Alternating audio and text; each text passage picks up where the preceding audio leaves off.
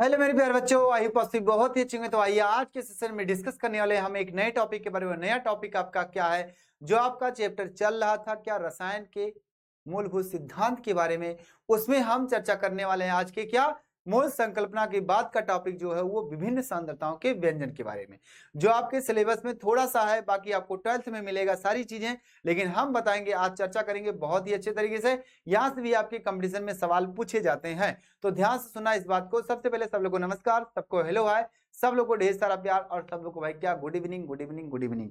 चलिए देखते हैं क्या होता है आज के। हमने कहां तक चर्चा कर लिया था सर? मोल संकल्पना के बारे में, मोल के बारे में हो गया था भाई, मोल को निकाल लिया था। अगला टॉपिक आपका क्या है? सबसे पहले हम बात करेंगे सर मोल अंश के बारे में, मोल प्रभाज के बारे में। क्या सर?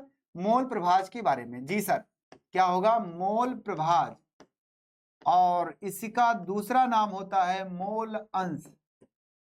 ध्यान से सुनना, क्या सर? मोल अंश। अब ये बात आती है मोल प्रभाज और मोल अंश, जिसे इंग्लिश में कहा जाता है मोल फ्रैक्शन। क्या सर? Mole fraction. अब ये बात हो गई सर मोल फ्रैक्शन, ठीक। सबसे पहली बात आती है मोल फ्रैक्शन किसे कहते हैं। ये जो टॉपिक आपका है मोल से रिलेटेड है, मोल से जुड़ा हुआ टॉपिक है, इसलिए आपको पढ़ाना बहुत जरूरी है। आपको 12th में फिर से मिलेगा, लेकिन जानना बहुत जरूरी है। सवाल इस पे आपके 12th में और 11th में दोनों पे बनते हैं, इसलिए पढ़ना जरूरी है, ठीक। तो चलिए देखते हैं क्या होता है आज के सेशन में, और बताते हैं इसका मतलब क्या होता है। इसका मतलब यह है, मोल अंश किसे कहते हैं। किसी भी, क्या, ये तो पहली बात आती है कि विलयन में निकाला जाता है, यानी कि विलयन में आपके दो घटक होते हैं, एक होता है विलेय, एक होता है विलायक। लेकिन दो के घटक के अलावा और भी हो सकता है, ऐसी बात नहीं है, ढेर सारे घटक हो सकते हैं।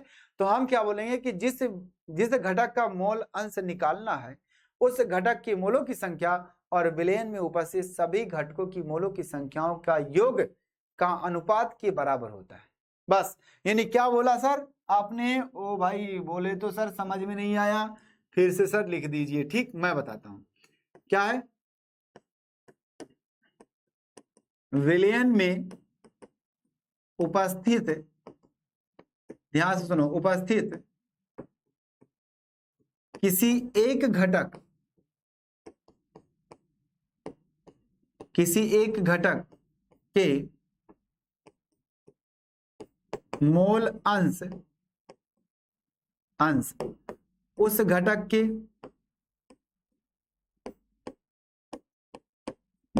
के मोलों की संख्या।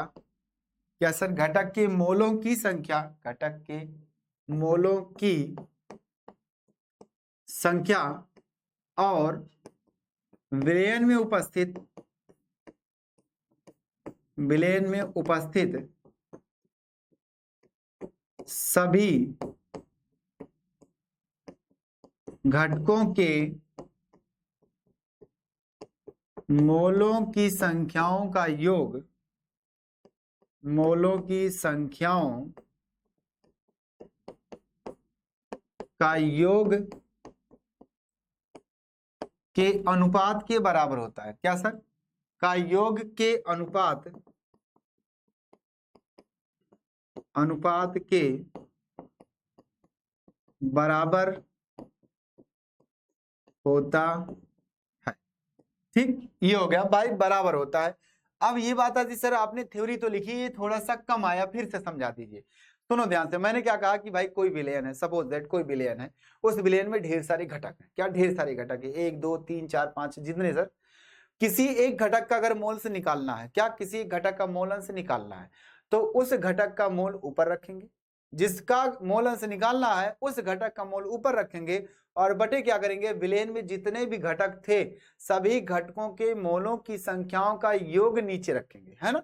बस यही बात होती है और कुछ नहीं।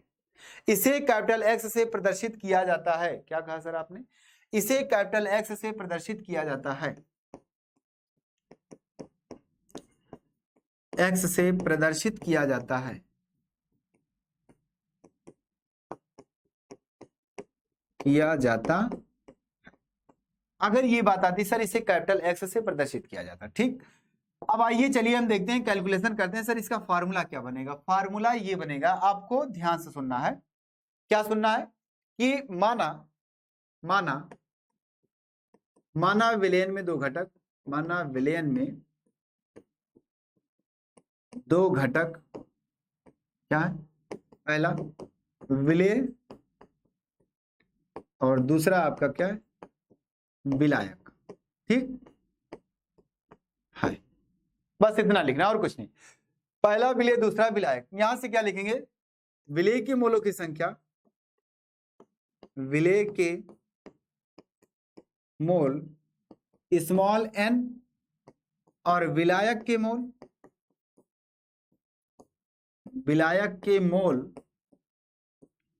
Capital N। मान लो हो गया।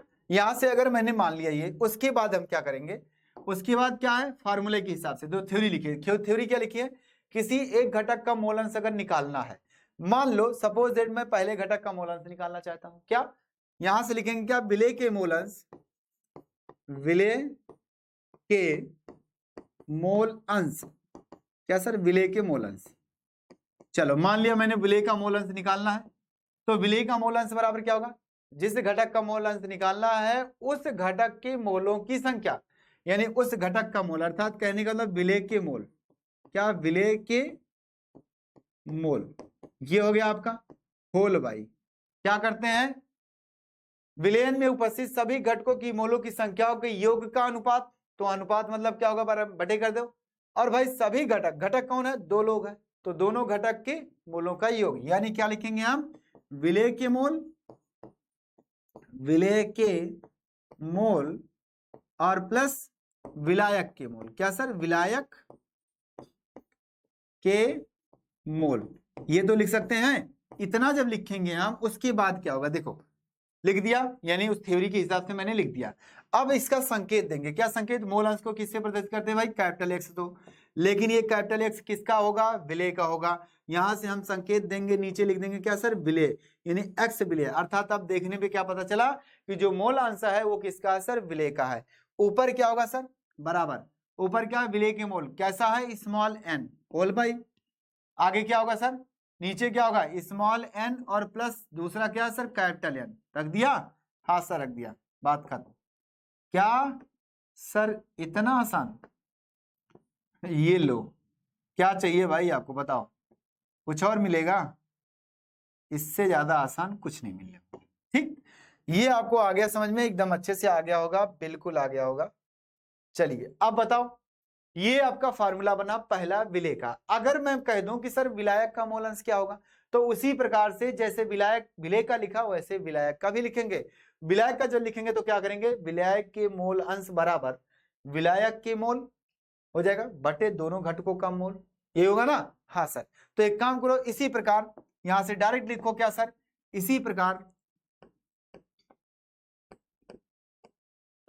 प्रकार विलायक का, है ना,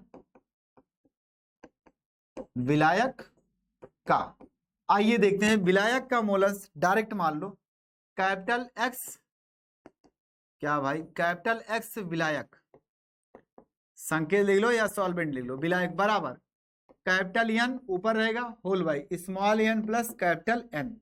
हो गया, हाँ सर हो गया। चले, इतनी बातें आ गई सर समझ में, बिल्कुल ठीक।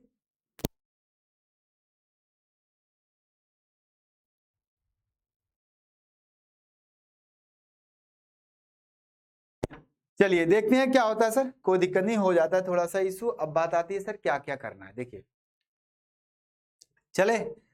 हाँ, तो ये हो गया आपका विलेय का और विलायक का, एकदम सीधा सीधा सिंपल सा सवाल आ गया कि भाई जिसका मोल मुझे पता है, दोनों का मोल पता होना चाहिए, जिसका मोल अंश निकालना, उसके मोलों की संख्या ऊपर रखेंगे बटे दोनों घटकों की या तीनों घटकों का या चारों घटकों के मोलों की संख्याओं का योग कर देंगे, और कुछ नहीं करना। अब बात आती सर विलेयन का अगर मोल अंश निकालना हमें, तो हम क्या करेंगे, चलो थोड़ा सा ऊपर करें, थोड़ा सा ऊपर करें, इसका स्क्रीनशॉट लेना तो ले लो मेरे लाल बाल गोपाल, लो ले लो भाई, स्क्रीनशॉट ले लो, सही है, स्क्रीनशॉट ले लो। चले, चलो स्क्रीनशॉट हो गया, थोड़ा सा ऊपर चलो। अगर बात आती है कि मान लो विलेयन का मोल अंश है ना, अब विलेयन का मोल अंश, क्या सर, विलेयन का मोल अंश, अगर हम विलेयन का मोल अंश की बात करें तो हम क्या करेंगे, विलेयन का मोल अंश करेंगे तो हम ऊपर क्या लिखेंगे भाई, विलेयन के मोलों की संख्या और दोनों घटकों की यानी विलयन में उपस्थित सभी घटकों की मोलों की संख्या। तो यहां से हम क्या बोलेंगे, थोड़ा सा इनको छोटा करो और ये यहां से बंद करो इनको। इधर ऊपर क्या लिखेंगे, विलयन के मोलों की संख्या बटे विलयन में उपस्थित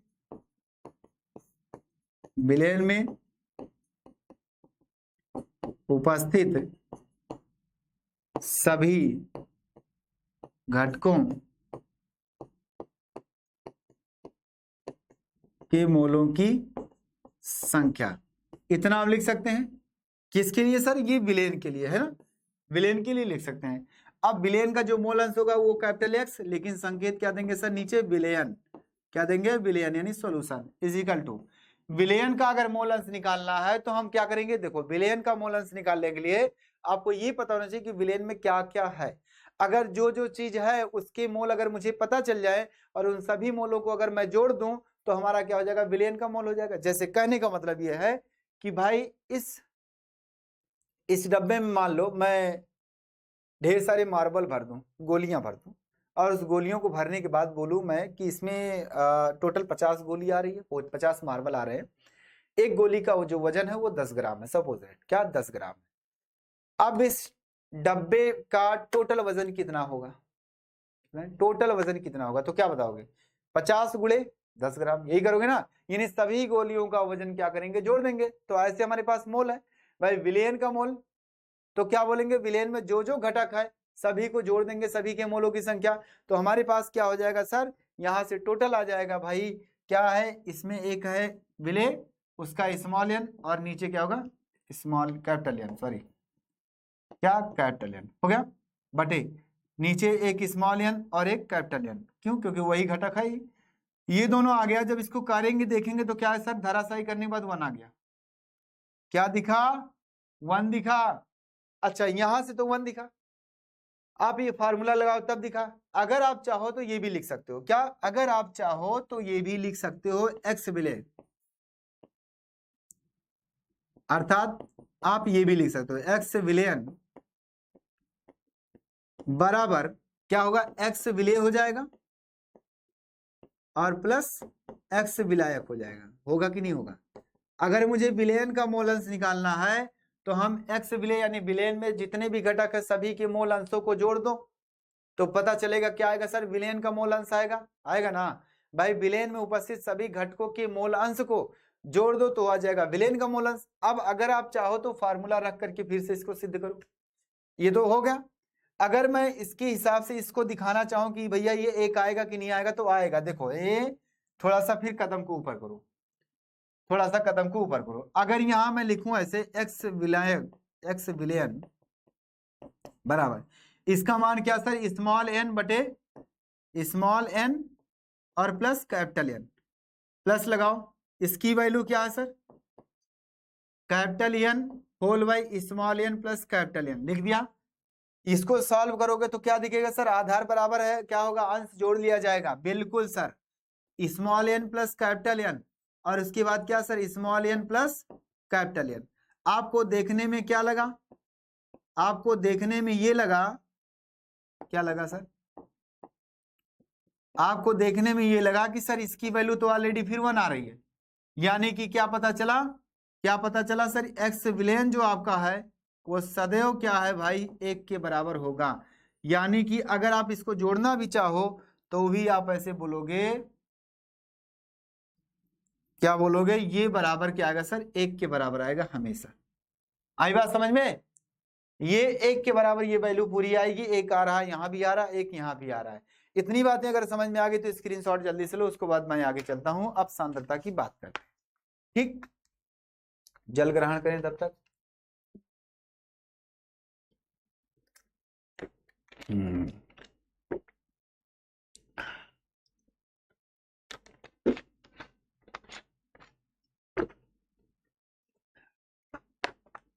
चले, ये बातें हो गई सर, बिल्कुल सही है, ठीक। अगर इतनी बातें आ गई तो मैं अब अगली स्लाइड में चलता हूं भाई। चाहो तो एक न्यूमेरिकल लगा दें, चलो ठीक है एक न्यूमेरिकल लगा देते हैं, लगे हाथ भाई, काफी बच्चे कंफ्यूज रहते हैं, एक न्यूमेरिकल लगाते हैं 1 2 3।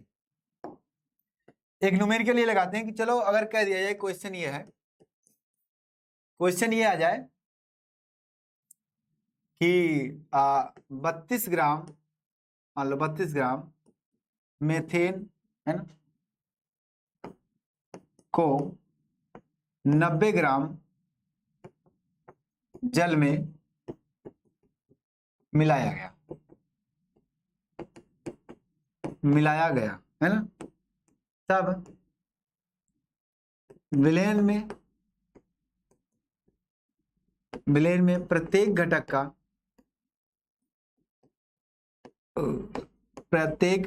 का मोल अंश कितना होगा, प्रत्येक घटक का मोल अंश ज्ञात कीजिए। चलिए अगर आपसे कहा मोल अंश ज्ञात कीजिए तो आप अपने दिमाग में थोड़ा सा एक पॉइंट एक्स्ट्रा करना, क्या करना कि मोल अंश जैसे बोले वैसे मोल अंश का फार्मूला अपने दिमाग में ले लो कि भाई मोल अंश मतलब होता क्या है। मोल अंश अगर जिसका मोल अंश मुझे निकालना उसके मोलों की संख्या पता होनी चाहिए और पूरे विलयन में यानी जितने भी घटक है सभी की मोलों की संख्या पता होनी चाहिए।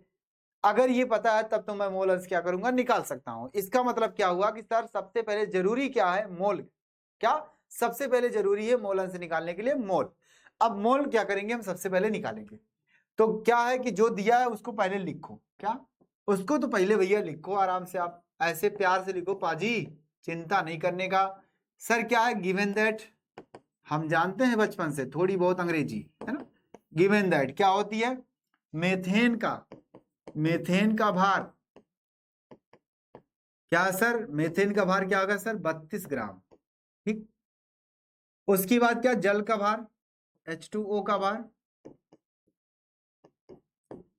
क्या सर 90 ग्राम, ठीक। ये हो गया। अब आपको मोल निकालना है, किसका भाई, इसका पहले मोल निकालो, इसका पहले मोल निकालो, तब मोल अंश निकाल पाओगे। यानी मोल अंश अगर निकालना है तो आपको संकेत में नाम लिख दो। संकेत क्या है आपका CH4, विलेय आपका क्या होगा CH4 होगा। विलेन में 2 ही घटक है, एक ये है एक ये है ना। तो CH4 का मोल अंश साइन ऑफ क्वेश्चन मार्क। दूसरा आपका XH2O sign of question mark हो गया। ये दोनों निकालना है। इन दोनों को निकालने के लिए आपको सबसे पहले भैया दोनों का मोल पता होना चाहिए। मोल पता होने के लिए आपको भार दिया है, आपको मोल निकाल पाओगे कैसे। आपको पहला केस पढ़ाया गया था कि यदि आपको क्या भार दिया होता है तो उसका मोल निकालने के लिए क्या करते हैं, उसके अणुभार से भाग दे देते हैं, है ना। तो क्या करेंगे हम यहां से इसका अणुभार निकाल लेंगे तुरंत, यानी मेथेन का अणुभार क्या सर, अणुभार। अब बात आती है अणुभार जो आपका होगा वो कितना होगा सर, कार्बन 12 4 16 4, यानी क्या आएगा टोटल 16 ग्राम प्रति मोल। ये आपका आ गया मेथेन का अणुभार, ठीक। इसी प्रकार से आपका क्या जल का आएगा CH2O का, सॉरी H2O का अणुभार।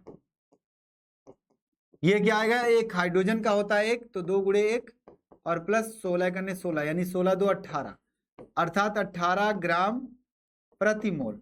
18 ग्राम प्रति मोल आ गया क्या सर, जल का अणुभार। अब ये दोनों जब पता चल गया तो हम क्या करेंगे, सबसे पहले मोल को निकालेंगे। क्या मोल को निकालेंगे, यानी क्या करेंगे हम, मोल बराबर क्या CH4 का मोल, CH4 के मोल। आप इसको मान लो small n, weight by molecular weight होता है, फार्मूला होता है ना। तो वेट आपका कितना सर 32 ग्राम और मॉलिक्यूलर वेट क्या है सर 16 ग्राम प्रति मोल, पता है ना अणुभार, ठीक।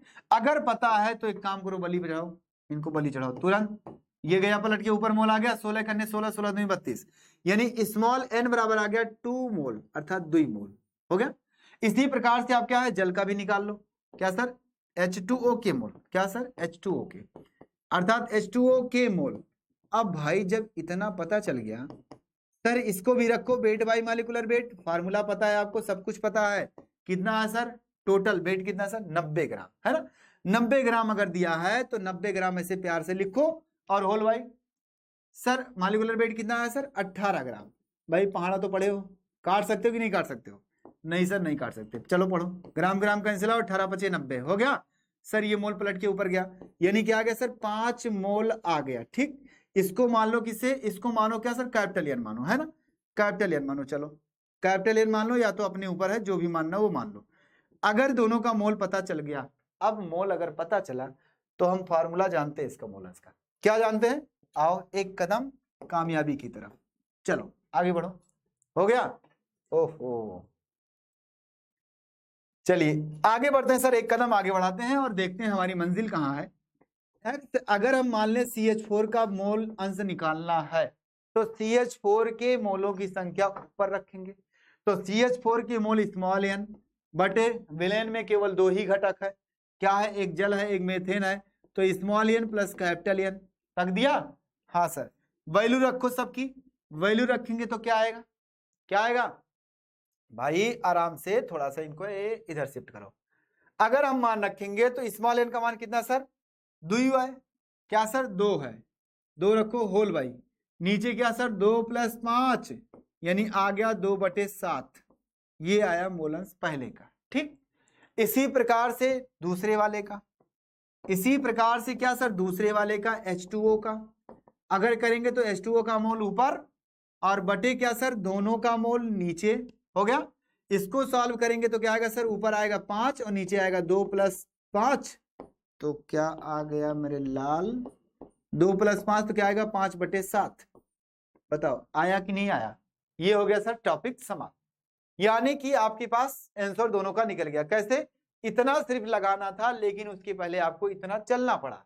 जब आपको मोल अगर डायरेक्ट दिया होगा तो आप डायरेक्ट रखोगे, अगर डायरेक्ट नहीं दिया तो आप पहले मोल निकालोगे, उसके बाद फार्मूले में पुट कर दोगे, बस सीधा सीधा, और कुछ नहीं करना। क्या आपको समझ में आया?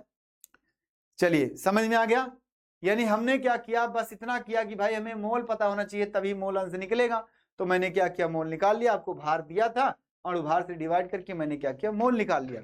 और जब मोल निकल गया तो मेरे पास क्या सर? आंसर आ गया। लगाओ।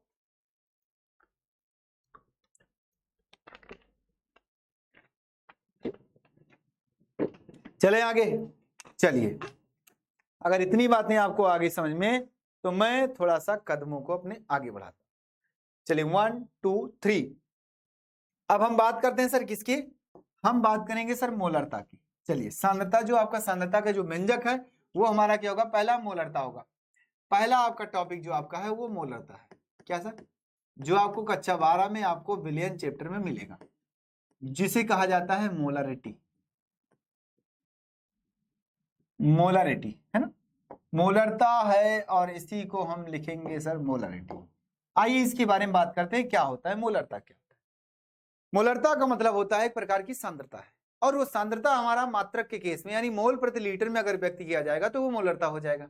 क्या? अगर सांद्रता को मोल प्रति लीटर में व्यक्त करते हैं तो उसी का सांद्रता का नाम जो होता है वो मोलरता आ जाता है, बस और कुछ नहीं करना।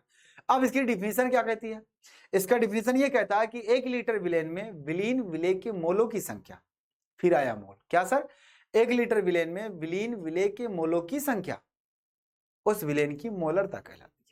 यस सर, एकदम आसान भाषा में लिख दिया गया। तो यहां से हम लिखेंगे 1 लीटर विलेन में 1 लीटर विलेन में विलीन विलेय के मोलों की संख्या, मोलों की संख्या, विलेन की विलीन विलेय के मोलों की संख्या विलेन की मोलरता कहलाती है। क्या सर? विलेन की मोलरता कहलाती। इसका मात्रक क्या? मोल प्रति लीटर, मोल प्रति लीटर है ना, होता है, और इसे कैपिटल M से क्या सर? प्रदर्शित करते हैं, प्रदर्शित करते हैं। हो गया, ये आ गया। अब इसका जो डिवीजन तो होगा, इसका फॉर्मूला क्या बनेगा? बात को समझने की कोशिश करना कि 1 लीटर विलेन में विलीन विलेय के मोलों की संख्या, यानी कि 1 लीटर में जितने मोलों की संख्या विलीन होगी वही उसकी क्या कहलाएगी, मोलरता कहलाएगी। अब बात ये आती है कि सर इसका फॉर्मूला क्या बनेगा, तो फॉर्मूला देखो भाई, मोल यानी मोलरता बराबर विलेय के मोलों की संख्या या विलेय के मोल होल बाई क्या सर, विलेयन का आयतन लीटर में, क्या सर, विलेयन का आयतन लीटर में, ये हो गया आपका विलेयन का आयतन लीटर में। ठीक, इसके फार्मूले को अगर मैं सांकेतिक भाषा में लिखना चाहूं तो क्या होगा, देखो इसको किससे वर्धित करते हैं सर, कैपिटल एक्स से, सॉरी कैपिटल एम से, हो गया होल बाई मतलब इक्वल टू विलेय के मोलों की संख्या को स्मॉल एन बटे आयतन को कैपिटल वी, हो गया, मात्रक आपका क्या होगा, मोल प्रति लीटर, हो गया। इसी को आप क्या करो, ऐसे प्यार से बंद कर दो, बस और कुछ नहीं, हो गया। ये आपका फॉर्मूला बन गया किसका सर, मोलरता का, बस और कुछ करना नहीं। यानी मोलों की संख्या अगर पता है आपका तो तुरंत क्या करोगे आप, क्या सर, आयतन से भाग दे दो, उसका क्या आ जाएगा, मोलरता आ जाएगा। अब ये बात आती सर इस पर एक न्यूमेरिकल करा दिया जाए, लगे हाथ इस न्यूमेरिकल हो जाए, है ना, एक न्यूमेरिकल हो जाए। चलिए देखते हैं क्या होता है, आओ देखते हैं 1 2 3। सर इसको थोड़ा सा ऊपर करते हैं और लगे हाथ एक, अरे ज्यादा तुम बढ़ो मत वीर, तुम बढ़े चलो, दिख रहा ना, हाँ सर दिख रहा है। एक न्यूमेरिकल यही करते हैं और देखते हैं क्या होता है न्यूमेरिकल। एक क्वेश्चन क्या कहता है कि मान लो मेरे पास, मान लो 4 ग्राम, है ना, 4 ग्राम मेथेन को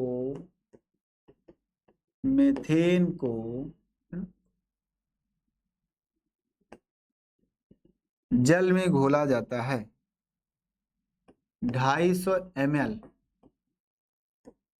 जल में घोला जाता है,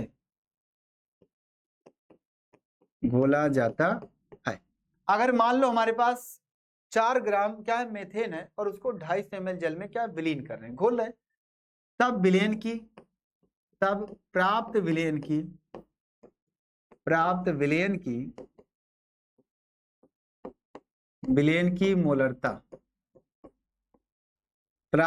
की मोलरता क्या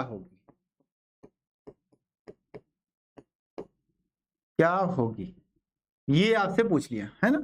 अब बात आती सर कैसे लगेगा, सुनो कैसे लगेगा ये सोचना नहीं आपको, तुरंत अगर मोलरता कहा तो अपने दिमाग में तुरंत से घंटी बजाओ, किसके सर, मोलरता बराबर क्या होता है भाई, मोलों की संख्या बटे आयतन होता है। क्या बोले सर, मोलों की संख्या ऊपर होती है, नीचे क्या होता है, आयतन होता है, लेकिन किसमें, लीटर में। तो दिया क्या है सर, यहाँ ग्राम दिया है, यहाँ ml दिया है भाई, आयतन तो चलो ठीक है दे दिया, लेकिन यहाँ सर क्या वेट नहीं, यहाँ मोल नहीं दिया, वेट दिया है, तो मोल तो निकाल सकते हैं। हाँ सर, अगर ग्राम दिया है तो मोल तो निकाल ही सकते हैं, बिल्कुल निकाल सकते हैं। तो यहाँ से लिखेंगे विलेय अर्थात मेथेन का भार क्या, स्मॉल w इक्वल टू क्या हो जाएगा सर आपका 4 ग्राम, ठीक। और आपके पास जो आयतन होगा वो आयतन v बराबर क्या सर, 250 ml। अब इसे अगर लीटर बनाना चाहते हो तो क्या करोगे भाई, 1000 से प्यार से भाग दे दो, है ना सर, ये क्या हो गया सर, लीटर हो गया, ऐसे इसको छोड़ दो।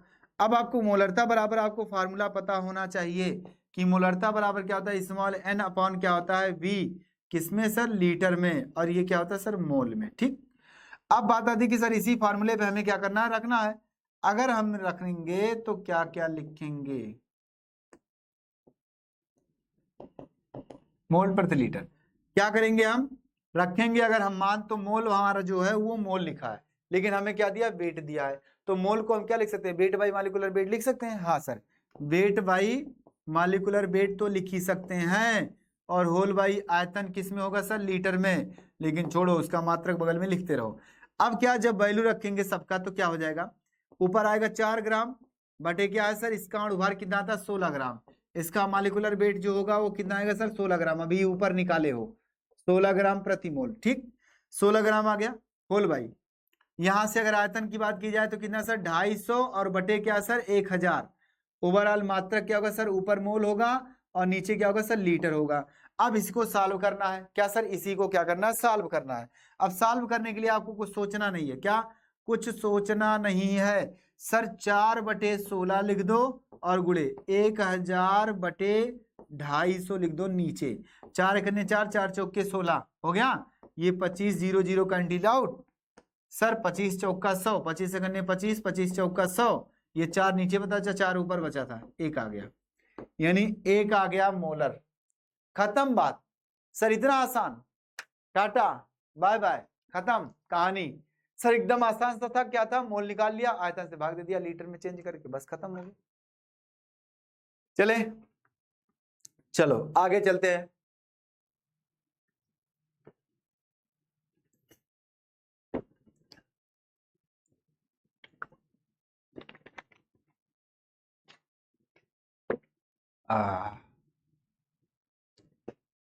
आइए देखते हैं क्या होता है फिर उसके आगे। यानी कि एकदम आसान से हमने क्या किया, मोलरता निकाल ली। अब आपके दिमाग में ये बैठना चाहिए कि अगर हमें मोल दिया है तो डायरेक्ट हम मोल पर रख देंगे, अगर मोल नहीं दिया है वेट दिया तो वेट से मोल निकालेंगे उसके बाद रखेंगे, और चाहो तो डायरेक्ट फार्मूले में फार्मूला रख कर मान रख के सॉल्व कर, और या तो अलग अलग सॉल्व करो, पहले मोल निकाल लो फिर आयतन को लीटर बना लो, फिर क्या करो दोनों को भाग दे दो, उसके बाद जो आएगा वो आंसर होगा। आपका आंसर एक ही आएगा, इस बात को नोट कर लेना। चले आगे, चलिए अगर इतनी बातें आगे समझ में, मैं आगे चलता हूं 1 2 3। चलिए अब बात करते हैं सर किसकी, अब बात करेंगे सर नॉर्मलता, बहुत ही इंपॉर्टेंट है। नहीं पहले मोललता की बात करते हैं, पहले मोललता की बात। मोललता, ये ललिता जी है ना, अभी तक क्या था मोललता था, मोलालिटी, क्या सर मोलालिटी, ठीक। अब मोलरता मोललता की बात करते हैं। मोलालिटी जो होती है वो क्या होती है, देखिए नाम तो सुना सुना है, मतलब नाम एक ही प्रकार जैसा लग रहा है, क्या जैसे मोलरता वैसे मोलालिटी वैसे मोललता। बात आती सर ये डिफरेंस क्या होगा, तो डिफरेंस देखो क्या होगा इसमें, ध्यान से सुनना। वहां क्या था, 1 लीटर विलेन में विलीन विलेय की मोलों की संख्या थी, यहाँ क्या होगा 1 किलोग्राम विलायक में विलीन विलेय की मोलों की संख्या, यानी कि अब की बार यहाँ विलेन का नाम नहीं आएगा, यहाँ विलायक का नाम आएगा, तो ये आएगा कि विलायक की जो मात्रा होगी वो 1 किलोग्राम होगी, यानी 1 किलोग्राम विलायक में विलीन विलेय की मोलों की संख्या। अब बात आती है सर उस विलेन की क्या कहलाती है, मोललता कहलाती है। तो यहां से लिखेंगे क्या सर, 1 किलोग्राम विलायक में विलीन विलेय के विलीन विलेय के मोलों की संख्या उसकी मोललता कहलाती है, मोललता कहलाती है। हो गया, इसे स्मॉल एन से प्रदर्शित करते हैं, या तो पहले लिखो इसका मात्रक, क्या सर इसका मात्रक, इसका जो मात्रक होगा वो हमारा क्या होगा भाई, इसका मात्रक मोल प्रति केजी हो गया, होता है, और इसे स्मॉल एम से प्रदर्शित करते हैं, ध्यान से सुनना, प्रदर्शित करते हैं, बस ये हो गया। अब बात आती सर इसका फॉर्मूला क्या बनेगा, थ्योरी तो ये होगी, मैं फिर से आपको बोल देता हूं, फिर से आपको बता देना चाहता हूं कि जो हमारे पास मोलरता यानी मोललता होता है वह 1 किलोग्राम विलायक में विलीन विलेय के मोलों की संख्या जो आपकी होती है वह उसकी मोललता कहलाती है, मोलालिटी कहलाती है। जी सर, इसका मात्रक जो होता है वो मोल प्रति किलोग्राम होता है, जैसे वहां क्या था मोल प्रति लीटर था तो लीटर में आया था, यहाँ किलोग्राम की बात आई है तो किलोग्राम हो जाएगा, बस वहां कैपिटल एम से यहाँ स्मॉल एम से, खत्म बात। आइए देखते हैं क्या सर, यहां से मोललता बराबर क्या हो जाएगा, विलेय के मोलों की संख्या, विलेय के मोल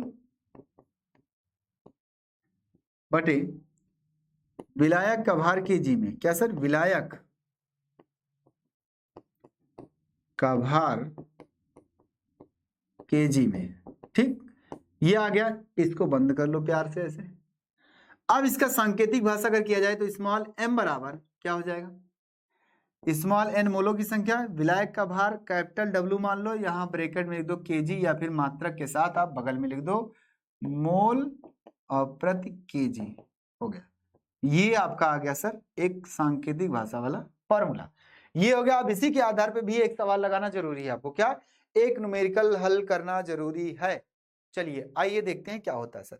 चलें थोड़ा सा ऊपर करो इसको, 1 2 3। अगर हम बात करें सर इसका एक फॉर्मूला के हिसाब से इसका न्यूमेरिकल क्या आएगा, वो कैसे कैसे सॉल्व करेंगे, तो इसको देखें ध्यान से। हमने लिख दिया, सब कुछ लिख दिया, हमें मोल पता होना चाहिए, विलायक का भार केजी में होना चाहिए, बस। यानी विलायक का भार अगर पता है तो केजी तो हो ही जाएगा भाई, उसको केजी में हम बदल सकते हैं, लेकिन पहले क्या मोल पता होना चाहिए। आइए एक न्यूमेरिकल इसी पे करते हैं, देखते हैं क्या होता है। सवाल आपका ये है, मान लो मेरे पास सर 34.2 ग्राम चीनी, 34.2 ग्राम चीनी को 200 ग्राम H2O, या आप थ्योरी लिखो 200 ग्राम जल में घोला जाता है, क्या सर, जल में घोला जाता है, घोला जाता है, तब प्राप्त विलयन की मोललता क्या होगी।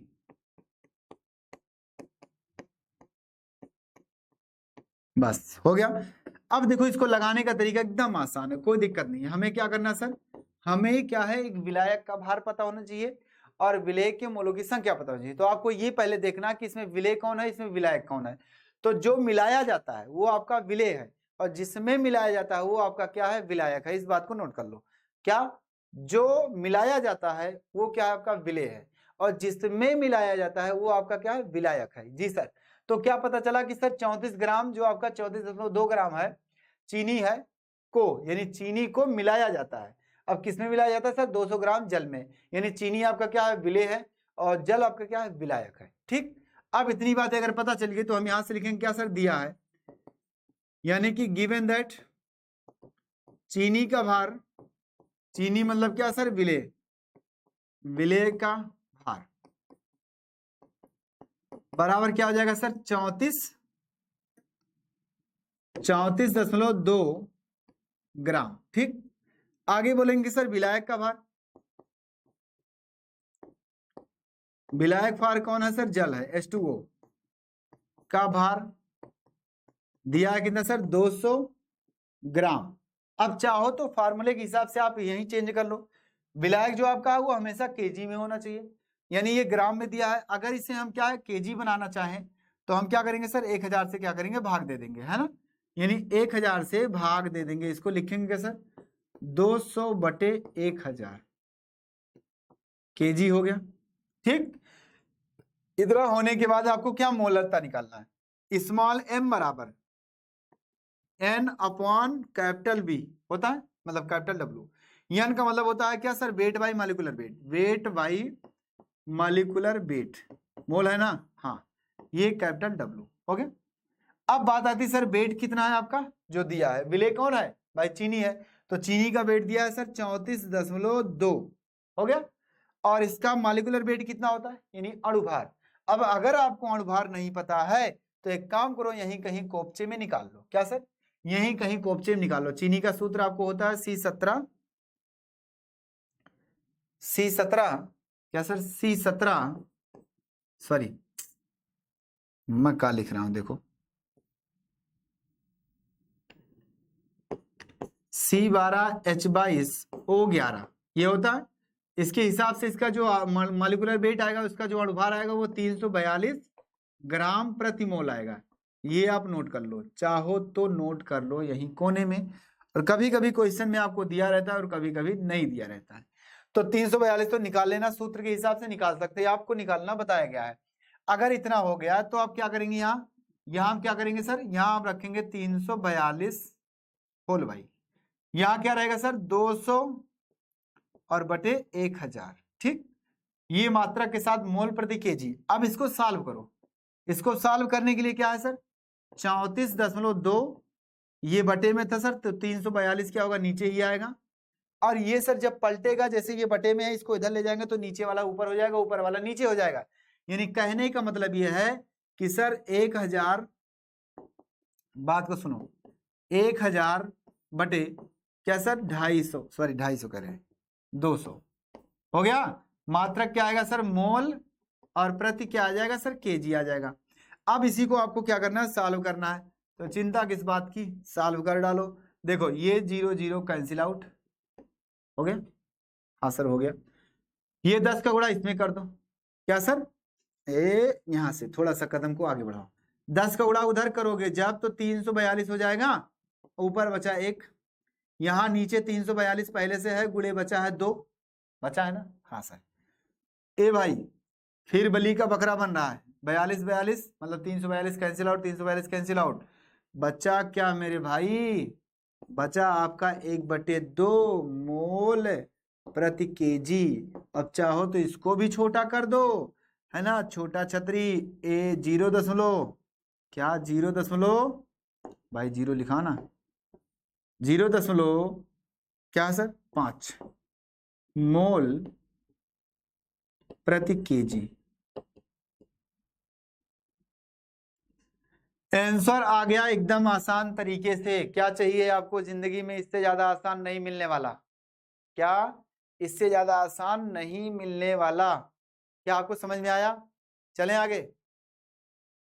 अरे आपको समझ में आ गया तो ठीक है भाई, जल्दी से बता दो, नहीं आया तो भी बता देना, ठीक। नोट करो, यानी एकदम आसान से हमने क्या किया, पहले मोल निकाल लिया, मोल निकालने के बाद क्या मतलब वेट, मतलब फार्मूला ही चेंज करता चला गया बस, और कुछ नहीं। आप अलग अलग निकाल सकते हो भाई, मोल की जगह पे आप इतने तो रखोगे, सॉल्व करोगे तो इतने तो आएगा, और यार जैसे भी करोगे आंसर आपका उतना ही आएगा, है?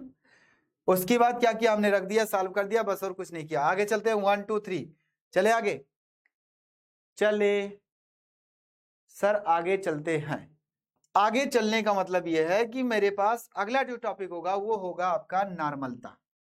क्या होगा सर, नॉर्मलता।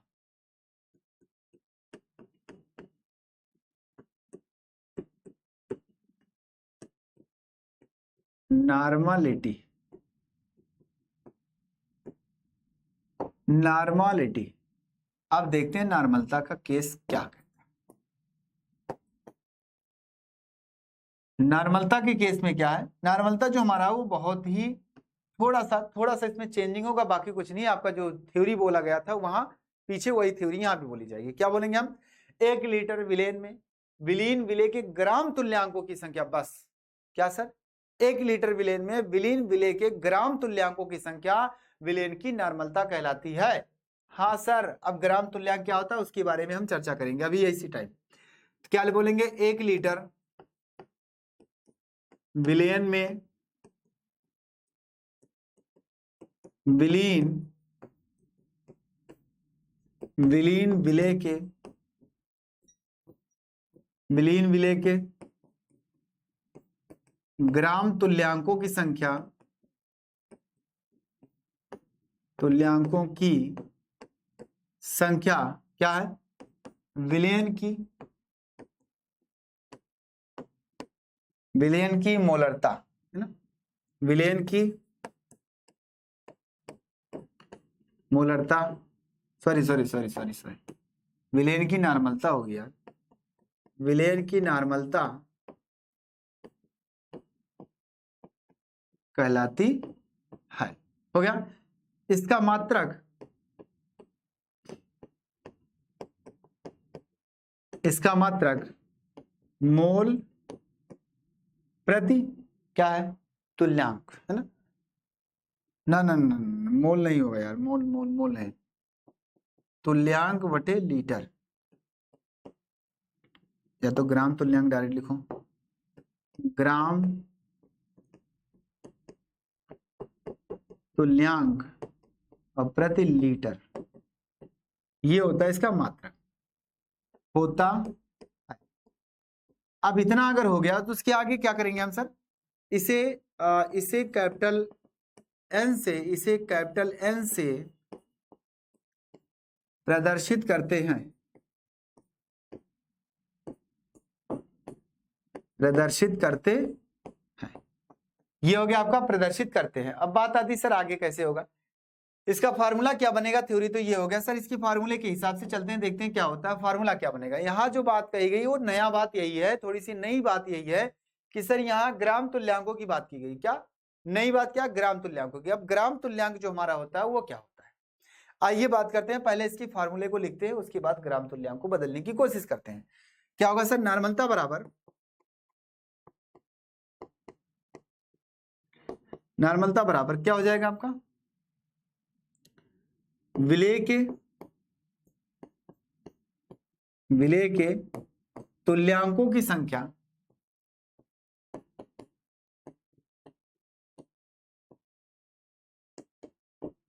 तुल्यांकों की संख्या होल बाई विलयन का आयतन लीटर में। क्या सर, विलयन का आयतन लीटर में। आइए देखते हैं सर, विलयन का आयतन लीटर में, ये आपका फार्मूला बना इसमें। ठीक, अब बात आती सर इसमें सबसे पहले आयतन तो पता चल जाएगा। ठीक, नंबर ऑफ इक्विवेलेंट बिट आपको ये भी है, और यहाँ नॉर्मलता है। आपको सांकेतिक भाषा में अगर लिखना होगा तो क्या करेंगे सर, n बराबर स्मॉल n, लेकिन टांग में क्या लिखेंगे सर, EQ। EQ का मतलब होता है इक्विवेलेंट, है ना, तुल्यांक। और नीचे क्या लिखेंगे, कैपिटल V, जहां लिखेंगे क्या सर, EQ, और सर क्या है, लीटर पे इनवर्स। ये आपका मात्रक है, सांकेतिक भाषा में फार्मूला हो गया। ठीक, अब बात आती है कि सर कैसे कैसे काम चलेगा इसका। चलिए देखते हैं। ये हो गया। अब सबसे पहली बात ये आती है कि सर इसको बता दीजिए, क्या, तुल्यांकों की संख्या बता दीजिए। फार्मूला तो लिख लिया गया, तुल्यांकों की संख्या होती क्या है, बात ये आती है। इसके बारे में मैं आपको पूरी तरह से डिटेल से बताने की कोशिश कर रहा हूं, ध्यान से सुना। इतना पहले स्क्रीनशॉट ले लो, उसके बाद आगे चलते हैं। इतना स्क्रीनशॉट लेने के बाद आगे चलते हैं। चलिए 1 2 3, देखिए जैसे आपका क्या होता था, जैसे आपका मोलों की संख्या होता था, वैसे क्या है, तुल्यांकों की संख्या होगी। क्या है, विलेय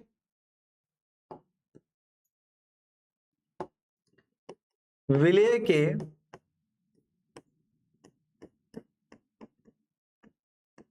तुल्यांकों की संख्या बराबर, जैसे आपका क्या है, विलेय के तुल्यांकों की संख्या, जैसे आपने विलेय के मोलों की संख्या निकाले थे, वेट बटे क्या, भार बटे अणुभार, वैसे आपका यहाँ तुल्यांकों की संख्या के लिए क्या होगा, भार बटे तुल्यांकी भार। बस थोड़ा सा अंतर, भार बटे तुल्यांकी भार, यानी क्या आ जाएगा सर, विलेय का भार, विलेय का भार और बटे विलेय का तुल्यांकी भार, विलेय का तुल्यांकी भार। अब बात आती सर जो विलेय का तुल्यांकी भार है वो क्या है, यहाँ एक बात फिर अटक गई, यानी एक फार्मूला यहां से तो बना ही, ठीक है, यहां से क्या एक फार्मूला बना, लेकिन बात ये आती सर ये अटक गया। भाई इसका मतलब क्या होगा, अब क्या होगा, तुल्यांकी भार क्या है, तो विलेय का तुल्यांकी भार का अलग से फार्मूला होता है। विलेय का तुल्यांकी भार, तुल्यांकी भार जो होता है वो आपका 3 केस आता है। क्या, 3 केस आता है। इन तीनों केस को मैं एक साथ चर्चा करने की कोशिश कर रहा हूं, क्या, तीनों केसों को। अगर मान लो मेरे पास पहला केस, दूसरा केस और तीसरा केस, थोड़ा सा ऊपर करो इनको, है ना, और इनको बड़ा बड़ा करो भाई, और बड़े बड़े अक्षरों में लिखना है इनको थोड़ा सा। मान लो 3 केस है। पहला केस आपका क्या होगा, यदि हमारे पास जो विलेय है वो विलेय का अम्ल है। क्या, विलेय अम्ल है। यदि विलेय अम्ल है, क्या, यदि विलेय जो है आपका विलेय अम्ल है ना, यदि विलेय अम्ल है तो आपका जो तुल्यांकी भार होगा वो क्या होगा, बराबर विलेय का अणुभार बटे क्या है, बटे अम्ल की क्षारीयता, है ना। यानी बोलेंगे हम क्या, विलेय या फिर बोलेंगे अम्ल, अम्ल बोलो तो ज्यादा सही रहेगा, अम्ल। यहां ब्रैकेट में लिखो क्या, विलेय है, क्या है, विलेय ही तो है, अम्ल है। अम्ल का भार, सॉरी अम्ल का अणुभार, अम्ल का अणुभार, अणुभार बटे अम्ल की क्षारीयता, अम्ल की क्षारीयता। इस बात को न समझने की कोशिश करना, अभी मैं फिर बताता हूं ये क्षारीयता क्या होता है और अम्लीयता क्या होता है। आगे बात आती है, यदि यदि विलेय क्षार, क्या सर, यदि विलेय क्षार है, बात समझना, यदि विलेय क्षार है तो क्या हो जाएगा आपका, तब क्षार, यानी क्षार क्या होगा आपकी बार, यहाँ विलेय किसका काम करेगा, क्षार, यानी जो क्षार है वो विलेय का काम करेगा। क्षार का अणुभार, क्षार का अणुभार और होल बाई, प्यार से बोलेंगे क्या सर, बटे क्षार की अम्लीयता, आपकी बार बोलेंगे क्या सर, क्षार की अम्लीयता, क्षार की अम्लीयता। ध्यान से सुनना, ये हो गया आपका। अगला केस क्या आता है कि यदि हमारे पास क्या है, लवण है, यदि विलेय क्या है, लवण है, यदि विलेय लवण है, अगर विलेय लवण है तो क्या होगा, तो यहां से बोलेंगे लवण, यानी अब की बार विलेय किसका काम कर रहा है, लवण, यानी जो लवण हमारा है वो विलेय का काम, यानी लवण का अणुभार, लवण का अणुभार होल बाई लवण की संयोजकता, बस सीधा सीधा, बस मैंने अब की बार एकदम आसान से संयोजकता, ज्यादा कुछ सोचना नहीं है, ना कुछ करना है ना कुछ सोचना है, बात खत्म हो गई। सारे फार्मूले हमारे क्या हो गए सर, लिखे जा चुके हैं, सारे के सारे फार्मूले क्या है हमारे, लिखे जा चुके हैं, और आपको बस यहां से समझना है। अब मैं एक एक करके आपको बताना चाहता हूं, क्षारीयता क्या होती है, अम्लीयता क्या होती है, संयोजकता क्या होती है। चलिए देखते हैं इसको भी अगली स्लाइड में। क्या आपको समझ में आ गई इतनी बातें? अगली स्लाइड में क्या, अगली स्लाइड में यही होता है, सीधा सीधा बस देख लो यहां से कि अगर मेरे पास कोई HCl है, इसको न्यूट्रल करते हैं, मतलब H+ और Cl-, इसको उदासीन करने के लिए एक OH की जरूरत पड़ती है, तो H+ को जितने OH की जरूरत पड़ती है वही उसकी क्या होती है सर, क्षारीयता होती है। क्या, वही उसकी क्या होती है, क्षारीयता होती है। और अगर क्षार को उदासीन करना है तो Na+ होता है, OH- होता है, इस OH को उदासीन करने के लिए H+ की जरूरत पड़ती है, तो जितना H+ होता है वही उसकी क्या होती है सर, अम्लीयता होती है, बस यही है। और अगर मेरे पास लवण है कोई, तो इसको क्या करना है, कुछ करना नहीं, इसमें जितना इलेक्ट्रॉन इधर उधर गया है वही उसका क्या होता है सर, संयोजकता होता है।